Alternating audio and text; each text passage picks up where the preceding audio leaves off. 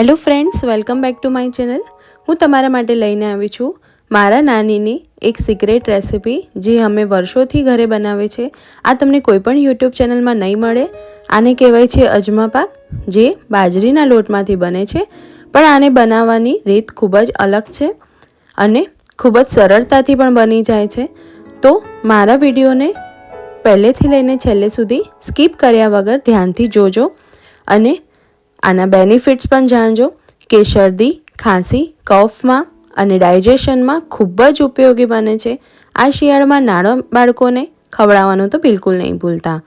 તો લઈ લઈશું એક કઢાઈની અંદર, જે જાડી કઢાઈ હોય એની અંદર 1/4 કપ જેટલું તેલ લેશું। સિંગ તેલ લીધું છે અને 1 કપ જેટલો બાજરીનો લોટ નાખશું અને સરસ રીતે આને આપણે ચલાવતા રહીશું ચમચાની મદદથી।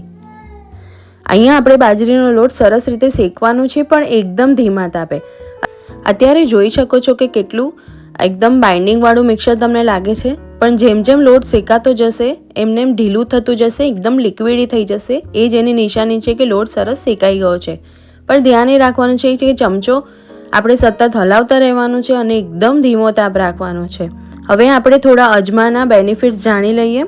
અજમો ઇનડાઇજેશનમાં, બ્લોટિંગમાં, ગેસમાં ખૂબ જ ઉપયોગી છે। કફ, કોલ્ડમાં, જે શરદી ખાંસી અત્યારે નાના બાળકોને ખૂબ જ થાય છે, આ તમે એક રોજ ટુકડો ખવડાવશો, સવાર સાંજ 2 ટુકડા ખવડાવશો તો પણ ખૂબ જ રાહત થશે। એકદમ ગળું ખુલી જશે અને શરદીમાં પણ જે શ્વાસ લેવામાં તકલીફ થતી હોય છે એમાં પણ ખૂબ જ રાહત આપે છે, કારણ કે આમાં સારા પ્રમાણમાં આપણે અજમો નાખશું। અહીંયા આપણે એટલા માટે જ આપણે તેલ વાપર્યું છે, કારણ કે શરદી ખાંસીમાં કફની પ્રકૃતિના લીધે ઘીનો ઉપયોગ નથી થતો, એટલા માટે મેં અહીંયા તેલ વાપર્યું છે। તો તમે આ ખાસ વાત ધ્યાન રાખજો, તેલ જ ઉપયોગમાં લેવાનું છે। અહીંયા આપણે આજે સરસ રેસીપી, જે શિયાળામાં તો આપણે રોજ ખાવી જોઈએ, સવાર સાંજ એક ટુકડો। તો હવે આ રેસીપી સારી રીતે જોઈ લો અને રોજ ઘરે બનાવજો। હવે જોઈ શકો છો કે ઓલમોસ્ટ આપણો બાજરીનો લોટ શેકાવા આવ્યો છે। જોઈ શકો છો કેટલું સરસ પાતળું મિક્સર થઈ ગયું છે। પહેલાં તમે જોયું હતું કે એકદમ ઘટ્ટ મિક્સર હતું, હવે એકદમ લિક્વિડી મિક્સર થઈ ગયું છે। હવે આ જ મિક્સરની અંદર આપણે નાખી દઈશું 1 ચમચી મુઠ્ઠી ભરીને અજમો, જે શિયાળામાં ખૂબ જ ઉપયોગી હોય છે। નાના બાળકોને તમે આ ખવડાવશો તો એમને ખબર જ નહીં પડે કે આની અંદર અજમો છે અને એટલું ટેસ્ટી લાગે છે આ। એટલે આ અજમો નાખશો એટલે થોડો શેકાઈ પણ જશે અને સરસ રીતે મિક્સ થઈ જશે। આની અંદર હવે નાખી દઈશું અડધો કપ જેટલો ગોળ। લોટ આપણો સરસ શેકાઈ ગયો છે એટલે હવે આપણે ગોળ નાખી દઈશું। અડધો કપ જેટલો ગોળ નાખ્યો છે। 1 કપ બાજરીનો લોટ હોય તો અડધો કપ જેટલો ગોળ નાખવાનો છે। ગોળને આપણે છીણી લેવાનો છે કે ચપ્પાની મદદથી એકદમ નાના નાના કરી લેવાના છે પીસ। તો જોઈ શકો છો કે કેવું સરસ બાઇન્ડિંગ આવતું જાય છે। ગોળ નાખતાની સાથે જ બાઇન્ડિંગ આવશે। અહીંયા તમે ધારો તો 1 ચમચીથી વધારે મેં સૂંઠનો પાવડર નાખ્યો છે। સૂંઠ પણ તમને ખબર છે કે શરદી ખાંસીમાં, કફમાં ખૂબ જ ઉપયોગી છે અને શિયાળામાં તો રોજ આપણે ખાવી જ જોઈએ। ગુંદર પાક આપણે બનાવતા હોઈએ છીએ, અડદિયા બનાવતા હોય, બધામાં સૂંઠનો ઉપયોગ થાય છે, એટલે આ અજમા પાકમાં પણ મેં સૂંઠનો ઉપયોગ કર્યો છે। જોઈ શકો છો હવે મેં ગેસની ફ્લેમ બંધ કરી દીધી છે અને આ ગોળ પણ ગરમ મિક્સરમાં મેલ્ટ થઈ જ જશે। ગોળ પણ ઓલમોસ્ટ મેલ્ટ થવાયો છે। હવે આને સરસ રીતે આપણે ફરીથી મિક્સ કરશું આ રીતે। તો આવી જ આ સિક્રેટ રેસીપી જો તમને ગમતી હોય તો મારી યુટ્યુબ ચેનલને આજે સબસ્ક્રાઈબ કરો। હું રોજ તમારા માટે નવી સરસ રેસીપી લાવતી રહું છું, તમને ખબર છે। જોઈ શકો છો આ રીતે કેટલું સરસ બાઇન્ડિંગ આવી જશે। ડીશમાં આપણે ઢાળી દઈશું।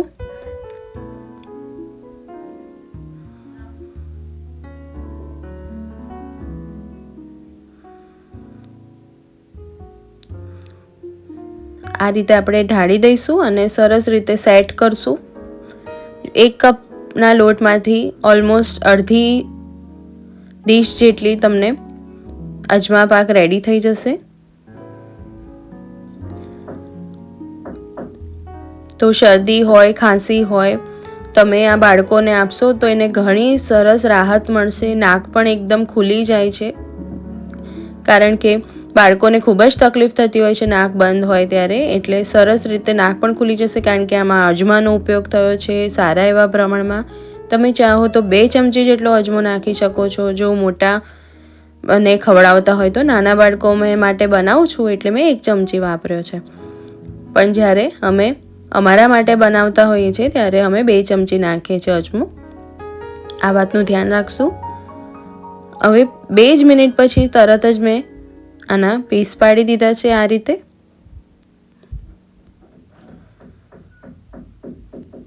તો એક પીસમાં એટલું બધું ન્યુટ્રિશન હોય છે જેનાથી આ શિયાળામાં ખૂબ જ રાહત મળે છે. ગરમાટ પણ આવે છે. બાજરીનો લોટ છે એટલે, અને અજમો છે, સાથે સૂંઠ છે. આટલા મિનિમમ ઇન્ગ્રીડિયન્ટ સાથે એકદમ સુપર ફૂડ કહી શકાય એ રીતે આ અજમા પાક તૈયાર થયો છે.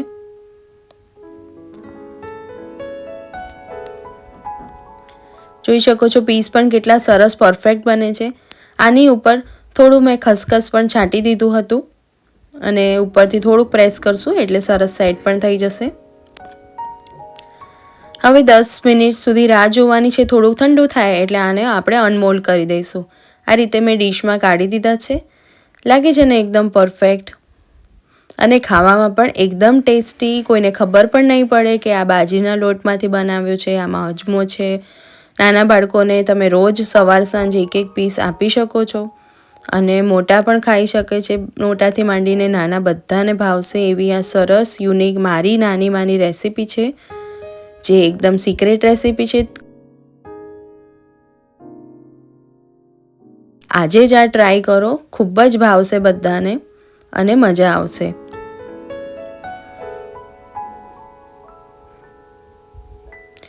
છે ને અંદર એકદમ પરફેક્ટ ટેક્સચર સાથે, એકદમ સોફ્ટ પણ બને છે.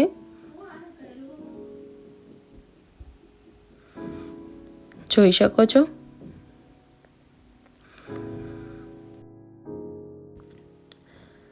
તો આજે જ મારી આ રેસીપી ટ્રાય કરો અને કમેન્ટ સેક્શનમાં મને જણાવો કે તમારાથી પણ આટલી પરફેક્ટ બની છે કે નથી બની. અને કોઈ પણ ક્વેરી હોય તો હું તમને તરત જ જવાબ આપીશ કમેન્ટ સેક્શનમાં.